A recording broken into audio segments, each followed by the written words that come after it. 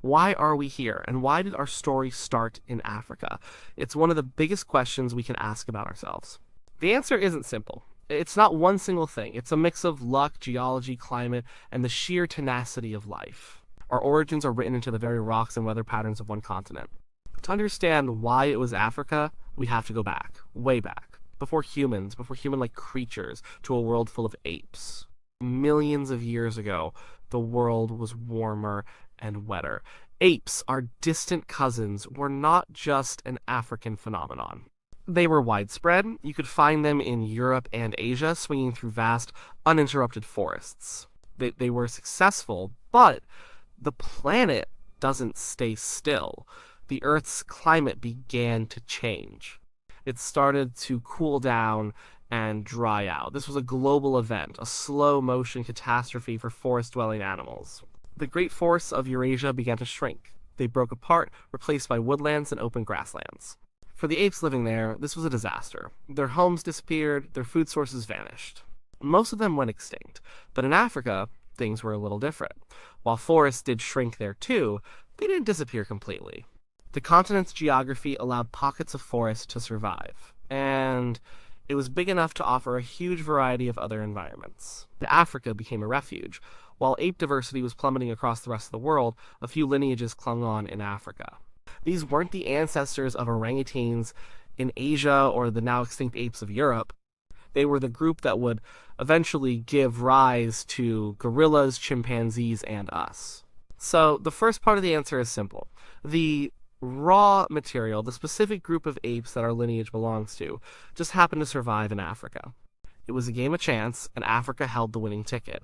We evolved in Africa because that's where our ancestors were. They were cornered there by global climate change, but that's just the starting point. Being in the right place is one thing. What happened next is the real story. It's not just about Africa, but a very specific part of Africa, the East African Rift Valley. This is the stage where our evolution truly played out. It's hard to overstate how important this place is. It's a massive scar on the continent, a place where the Earth's crust is literally tearing itself apart. Two tectonic plates are slowly pulling away from each other. This process has been going on for millions of years, and it created a landscape unlike any other on Earth. Imagine a relatively flat continent. Now, imagine a giant rift cracking it open. The land on the edges of the rift is pushed up, creating high mountain ranges and plateaus. The land in the middle drops down, creating a deep valley. This geological chaos had profound consequences. The newly formed mountains to the west, like the Ruwenzori Range, acted as a giant wall. They began to trap moisture coming from the Atlantic Ocean.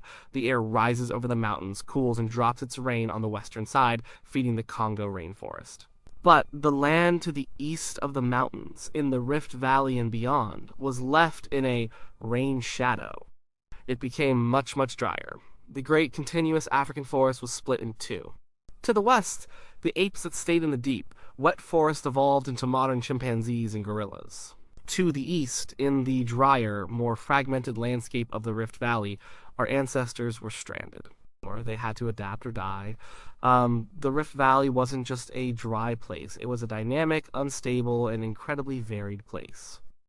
The tectonic activity meant there were active volcanoes. These volcanoes spewed out ash.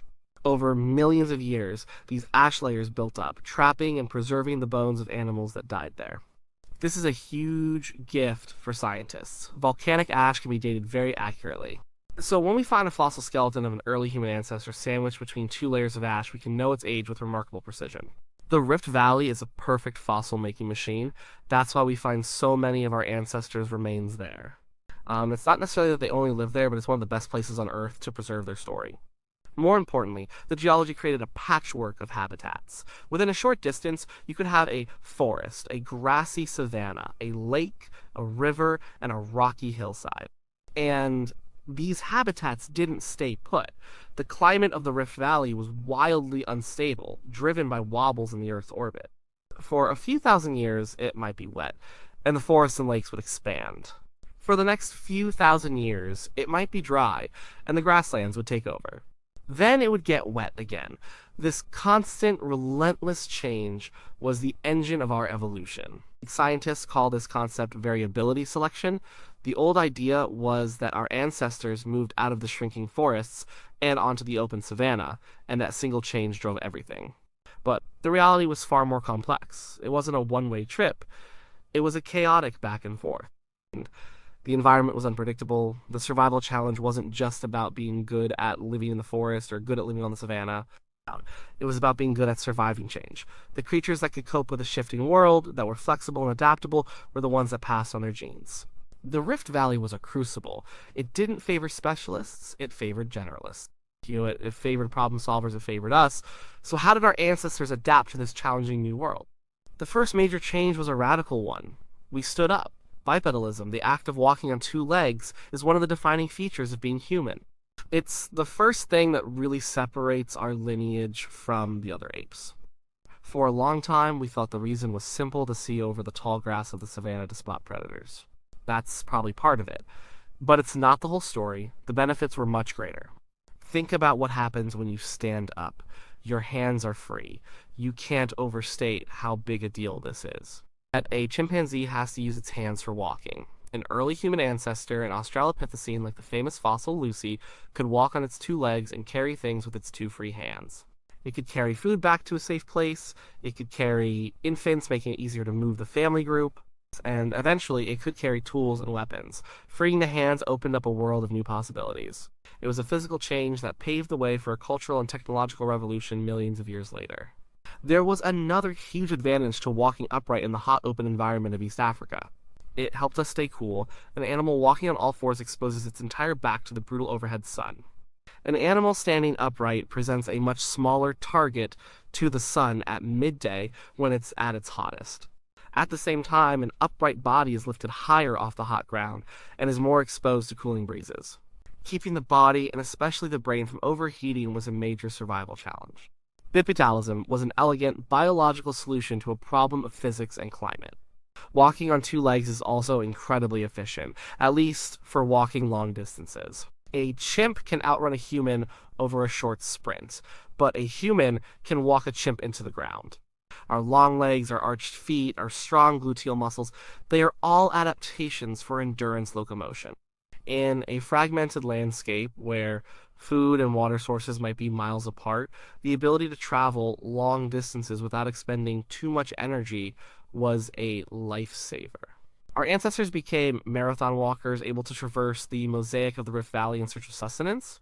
As our ancestors moved through this varied landscape, their diet had to change too. Chimpanzees mostly eat fruit, but in a drier, more seasonal environment, fruit isn't always available. Our ancestors had to become more flexible eaters. The fossil record shows this in their teeth. The canines, the sharp fang-like teeth that other apes use for display and fighting, got much smaller. The molars, the big grinding teeth at the back of the mouth, got larger and thicker. This suggests they were eating tougher, more fibrous foods, things like roots, tubers, nuts, and seeds. Things you had to dig for and grind down. And at some point, a critical new item was added to the menu meat. At first, we probably weren't mighty hunters. We were likely scavengers using our wits to steal kills from larger predators. We'd wait for a lion to finish with a carcass, then dash in to grab the leftovers. This is where another key adaptation comes in: tools. At first, they were probably just sharp rocks we found. But we learned that we could use one rock to smash another, creating a sharp edge on purpose. These first crude stone tools, called Oldowan choppers, weren't elegant. They were lumps of rock. But they were revolutionary. With a sharp stone flake, an early human could do things its own body couldn't. It could slice meat off a bone, and, even more importantly, it could smash open that bone to get to the marrow inside. Marrow is an incredible food source. It's packed with fat and calories. It's a concentrated burst of energy. And it's protected inside the bone, safe from most other predators who can't get to it. Access to meat and marrow changed the game. For the first time, our ancestors had a reliable source of high-quality, energy-dense food. This new diet had a profound effect. It fueled the growth of the most energy-hungry organ in our bodies, the brain. A chimpanzee brain is about 400 cubic centimeters. The brain of an early ancestor like Lucy wasn't much bigger. But with Homo habilis, the handyman, who was one of the first tool makers, we see the brain start to expand to around 600 cubic centimeters. With Homo erectus, a taller, more modern-looking human who appeared around 2 million years ago, the brain was even larger, approaching 1,000 cubic centimeters. Our own species, Homo sapiens, averages around 1,350 cubic centimeters. This tripling of brain size in a few million years is one of the most remarkable transformations in the history of life. And it couldn't have happened without the rich diet we found in Africa, made possible by our bipedalism, our free hands, and our clever tools. But why a big brain? A big brain is a huge liability. It's metabolically expensive, consuming about 20% of our calories even when we're resting. It makes childbirth incredibly dangerous for human mothers. It had to provide a massive survival advantage to be worth the cost. What was that advantage? The answer probably lies in that same unstable, challenging environment of the Rift Valley. A big brain is a problem-solving machine. In a world that's constantly changing, the ability to think, to plan, to remember, to innovate is the ultimate survival tool. A bigger brain could remember the location of a waterhole that only appears in the dry season. It could figure out how to make a better stone tool. It could process the information needed to live in a complex social group. This social aspect is critical. Humans are not lone wolves. We are intensely social creatures. Living in a group has huge benefits: protection from predators, help with finding food, care for the young. But it also presents huge challenges. You have to keep track of who's who, who's your friend, who's your rival, who owes you a favor, who holds a grudge. This constant social chess game requires immense processing power. The social brain hypothesis suggests that our brains grew large not just to deal with the physical environment, but to deal with each other. The complex societies we built were themselves a selective pressure, favoring individuals with greater intelligence and social skills. Africa's unique environment forced us to cooperate, and cooperation forced us to get smarter. It was a feedback loop. Better tools led to better food, which fueled a bigger brain. A bigger brain allowed for more complex social groups, which in turn demanded more brain power to navigate. So we have the ingredients: a lineage of apes that survived in Africa, a unique geological stage in the Rift Valley that created a dynamic and challenging environment, and a series of key adaptations: bipedalism, tool use, a flexible diet, and a big brain that were forged in that crucible. This answers why our story began in Africa. But it's also important to ask the opposite question. Why not elsewhere? Why not Europe? Apes lived in Europe for millions of years. But as the climate cooled, Europe was hit hard by the ice ages. Massive glaciers repeatedly advanced and retreated across the continent. It became a very difficult place for a tropical primate to make a living. The apes there simply went extinct. Much later, other human species like the Neanderthals would adapt to Europe's cold, but the initial spark of our lineage couldn't have happened there. The conditions were too harsh, too specialized. It wasn't a place that would favor a flexible, generalist ape. Why not Asia? Asia is a vast continent with diverse environments, and apes, like the ancestors of modern orangutans, have lived there for a very long time. Later on, it became home to other human species as well, like Homo erectus and the mysterious Denisovans. But Asia lacked that specific, potent combination of factors found in the East African Rift. It didn't have the same kind of tectonic activity creating a volatile patchwork landscape. The climate pressures were different. The evolutionary path of the apes there went in another direction. The specific set of problems that our ancestors faced in Africa simply wasn't replicated in the same way anywhere else. Asia was an important chapter in the human story, but it wasn't the first page. And what about the Americas or Australia? The answer here is much simpler. They were never in the running. By the time our primate ancestors were evolving, these continents were already islands, separated from Africa and Eurasia by vast oceans. The raw material, the apes themselves, were never there. The story of humans in these continents comes much, much later, when fully modern Homo sapiens developed the technology and skills to cross the seas. So, the story circles back to Africa. This is where all the pieces came together. For millions of years, Africa was our entire world. We evolved and diversified there. There wasn't just one species of early human at a time. The fossil record shows that several different hominin species often lived at the same time, perhaps even in the same landscapes. It was a bushy family tree with many branches that eventually died out. We, Homo sapiens, are the last surviving twig on this once diverse branch of life. Our own species appeared in Africa around 300,000 years ago. For a long time, we stayed there. We continued to evolve. We developed more sophisticated tools. We created art. We built more complex societies. We were a product of Africa, honed by its unique challenges. We were the ultimate generalists, the supreme problem solvers forged in the fire of climate instability. And then we left. Starting around 60,000 to 70,000 years ago, small groups of modern humans walked out of Africa and began to spread across the globe. This out of Africa migration is the final crucial piece of the puzzle. It proves the success of the African experiment. The adaptations that our ancestors had developed over millions of years, our upright gait that allowed us to travel long distances, our clever hands that can make a vast array of tools, our flexible diet that allowed us to eat almost anything, and our big, creative, cooperative brains made us the most formidable invasive species the planet has ever seen.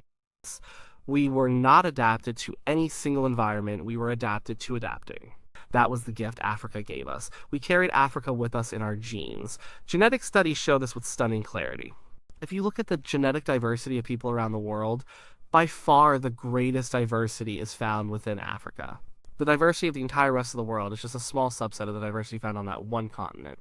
This makes perfect sense. A small group of people left Africa, and they only took a fraction of the total genetic variation with them. Every non-African on the planet today is a descendant of that small group of founders. We are all, in a very real and recent sense, African. So why did we evolve in Africa? Because that's where our ape ancestors found their last refuge. Because its unique geology created a crucible of change. Because that relentless change rewarded not strength or specialization, but flexibility, creativity, and cooperation. It was the perfect storm of primate history, tectonic chaos, and climate instability. There was no grand design. It was a messy, unpredictable, and contingent process that played out over millions of years on the mountains and savannas of East Africa. The answer isn't a single point, but a long, winding story written in the land itself. Our story. An African story.